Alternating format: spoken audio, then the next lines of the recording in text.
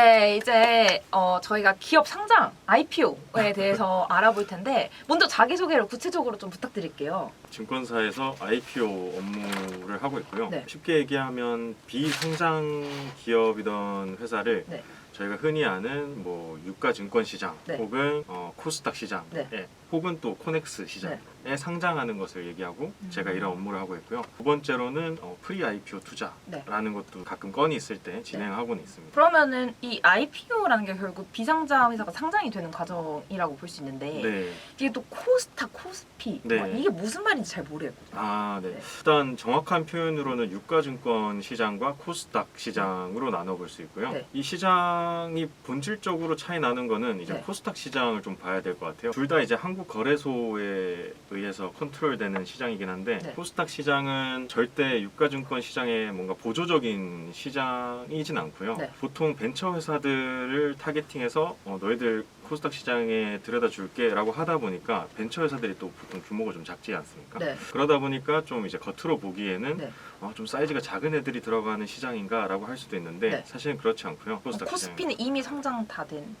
아니요. 지금도 유가증권 시장에 들어가는 그 기업들이 있는데 네. 코스닥 시장하고 유가증권 시장이랑 요건들이 조금 차이가 있어요. 네. 대기업 계열사라고 알고 있는 네. 회사들은 유가증권 시장에 상장하는 경우가 좀 많고요. 네. 그다음에 벤처 회사들이나 대기업 계열사 회사들이 아닌 네. 회사들 같은 경우에는 코스닥 시장에 상장하는 경우가 상대적으로는 더 많습니다. 그러면 최근에 좀 코스닥 상장, 코스피 상장의 네. 예시들을 좀 알 수 있을까요? 가장 대표적인 게 이제 제일 핫했던 LG 네. 에너지 솔루션이죠. 이 회사 같은 경우에는 유가증권 시장에 상장이 됐고요. 네. 카카오뱅크, 네. 카카오페이, 네. 크래프톤 네. 네. 하는 친구들은 이제 유가증권 시장에 많이 편입이 됐고요. 네. 코스닥 시장 같은 경우에는 엔캠이라는 회사도 있었고요. 네. 그다음 뭐 BCNC라는 회사도 있었고 코스닥 시장 같은 경우는 주식 하시는 분들은 많이 아실 텐데 네. 이름 같은 경우는 유가증권 시장이 좀 더 유명한 경우가 많죠. 그러면은 주식을 사는 입장에서는 네. 이게 코스피로 사는 거랑 코스닥 사는 거랑 다른 데서 사야 아니면 한 번에 사는 게 다 이게 포함돼요? 뭐 주식 어플이나 네. PC로 매매를 하신다고 하면 네. 똑같이 매매를 하실 수 있는 거고요. 네. 투자자 입장에서는 네. 크게 지대한 영향을 받는 것 같지는 않아요. 그러면은 뭐 내가 이제 스타트업 했다, 네네. 창업을 했다 하다가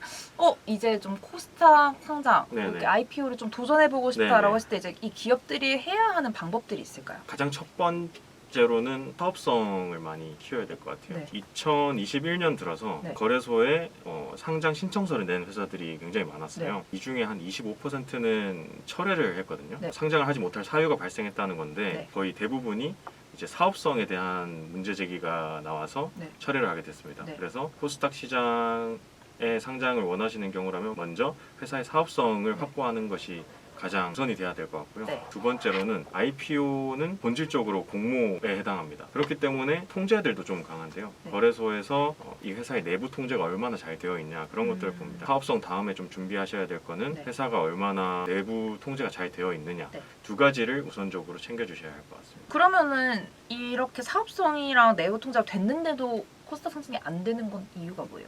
우선은 코스닥 시장에 상장을 하기 위해서는 네. 거래소의 말에 따르면 크게 두 가지가 필요한데 하나는 이제 형식적인 요건이라는 게 있고요. 네. 하나는 질적인 요건이라는 게 있습니다. 네. 형식적 요건이라는 건 말 그대로 짜나 아니면 명문화된 것들이에요. 네. 그런 것들은 이제 대부분 회사들은 다 만족하고 들어오는 거고요. 네. 형식적 요건 같은 경우에는 상장 트랙에 따라서 요건이 요구하는 바가 다 다른데 네. 크게는 4가지 정도 네. 구도로 볼 수 있을 것 같아요. 네.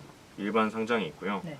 그다음 두 번째로는 저희 테슬라 요건, 세 번째로는 기술 특례 상장이라는 네, 게 네, 있고요. 그다음 네 번째로는 스펙 상장이라는 게 있습니다. 네. 문제는 사실 정해지지 않은 질적 요건들인데요. 네. 예시를 들자면 이런 것들이 있겠죠. 뭐 매출의 연속성이 떨어진다. 회사의 지배 구조가 해소되지 않았다거나 그것이 질적인 요건에서 상장되지 못할 사유가 될 수 있습니다. 그럼 상장이 무조건 사실 좋다고 말할 수는 없잖아요. 회사들이 하려는 이유들이 대부분 뭐예요?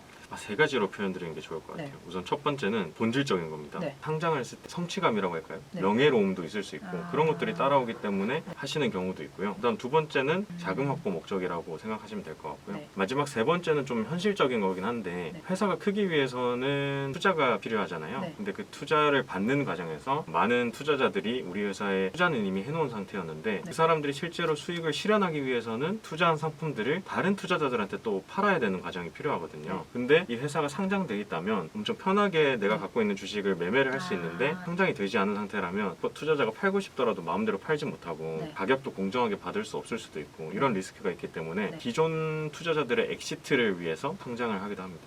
근데 이 회사가 앞으로 클 거란 확신이 있으면 사실 안 파는 게 맞잖아요. 아무리 그 장기 보유가 좋다고 하더라도 네. 이 회사의 내부적인 정책들이 있어요. 만기가 다가오면 이 주식을 팔아서 나누는 작업이 필요합니다. 파는 행위들이 필요하기 때문에 그 자금의 선순환을 위해서는 그런 작업들이 필요합니다. 그러면 이 비상장 주식을 서로 거래를 한다고 했을 때 네. 이거를 문서를 그러니까 이걸 어떻게 해요? 주식 양수도 계약서를 쓰는 거죠. 네. 네. 그거 사기치는 거 없어요?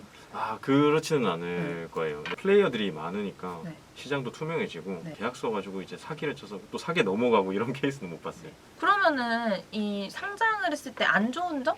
하나는 일이 굉장히 많아집니다. 일단 상장 법인이 됐다고 하면 네. 코스닥 시장 공시 규정 혹은 유가증권 시장 공시 규정에 따라서 공시해야 할 의무가 생겨요. 네. 이 공시를 하다 보니까 이런 경우가 생길 수 있겠죠. 대주주 입장에서는 돈도 잘 벌고 있었는데 회사에 좀 숨기고 싶은 것도 네. 솔직히 있을 수 있잖아요. 네. 투명하게 공개하다 보면 우리 매출액, 뭐 재무제표 이런 것들이 밖으로 나가게 되는데 이게 사실 경쟁하는 입장에서는 불리해질 수 있잖아요. 그렇죠. 네, 그런 정보가 샌다는 측면에서 좋지 않고요. 두 번째는 지분율 측면인데 네. 최대 주주의 지분율이 하락되는 거를 좀 피하기 어렵습니다. 네. 코스닥 시장이나 유가증권 시장에 상장을 할 때 네. 보통 그런 것들이 있어요. 전체 주식 중에서 몇 % 이상은 공모를 해야 된다. 이런 요건들이 있어요. 네. 근데 이렇게 되면 기존 최대 주주였던 네. 오너분들의 지분율이 하락해서 지배력이 약해질 수 있는 문제가 생길 수는 있습니다. 그러면은 그냥 진짜 인맥도 없고 주도 네. 없어서 진짜 물어볼 사람이 없다. 그러면 저 같은 창업자가 갑자기 막 네. 증권사 가지고 문 앞에 두드리면 돼요? 아니면 메일을 보내야 돼요? 고객센터에 대표 전에 그래요? 전화하셔가지고 그리고 그 전에 저희 측에서 먼저 움직일 겁니다. 괜찮은 네. 기업이면은 네. 저희가 이제 보통 상장을 시키면은 그거에 대한 대가를 또 받잖아요. 네네. 돈 벌려고 이제 찾아가시겠죠. 그럼 그 리서치하는 기준이 어떻게 돼요? 회사가 뜬금없이 이제 네. 대표님이 주식 좀 가지고 있다가 네. 갑자기 상장해야지 하고 상장하는 것이 아니라 여기서 계단식으로 성장하고 싶은데 돈이 좀 부족하실 수 있잖아요. 네, 네. 그럼 이제 외부 투자자들한테 네. 투자를 받겠죠. 네. 그런 친구들이 보통 뭐 P나 VC가 될 네. 텐데 어느 순간 상장 요건이 되어갈 때 그 네. 투자자들이 상장 얘기를 대표님한테 할 거예요. 아, 상장을 하고 나서야 알게 되는 리스크? 약간 비슷한 뭐 질문이긴 한데 네. 보통 같으면 이제 내부 통제 이슈나 이런 것들이 생기거나 돈을 못 벌어서 네.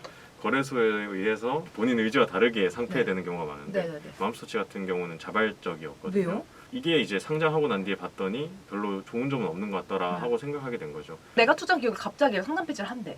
그랬을 때 이 내 돈 이거 어떻게 돼요? 상장 폐지가 된다고 결정이 나면 네. 기존 투자자들을 배려해서 네. 정리매매를 할 수 있는 시간이 주어지고요. 네. 특징은 정리매매할 때는 그런 상한선이 없어요. 네.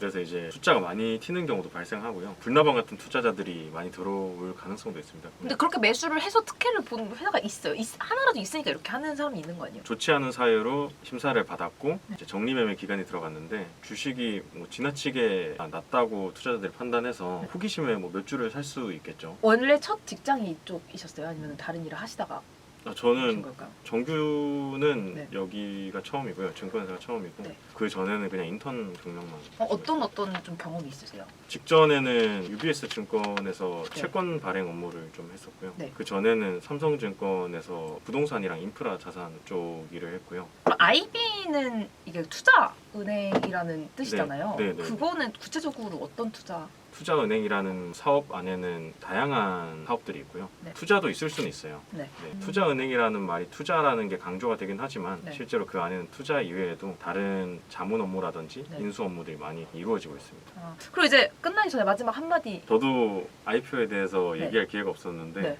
얘기를 하니까 좀 재밌고요. 네. 항상 이제 투자자 관점에서만 네. 얘기를 했어요. 오늘은 사업주 분들한테도 얘기한다고 생각하니까 네. 이거 좀 다른 사이드로 생각하게 되더라고요. 네네네. 이것도 좀 감회가 새로워서 네. 혹시 지금 보고 계시는 분들이 네. 10년 후에 제가 아직도 IPO에 있다면 네. 저한테 맡겨주시면 오, 제가 별 네. 문제 없이 상장해보겠습니다. 네. 이걸로 마무리해볼까요? 네. 아, 네. 안녕.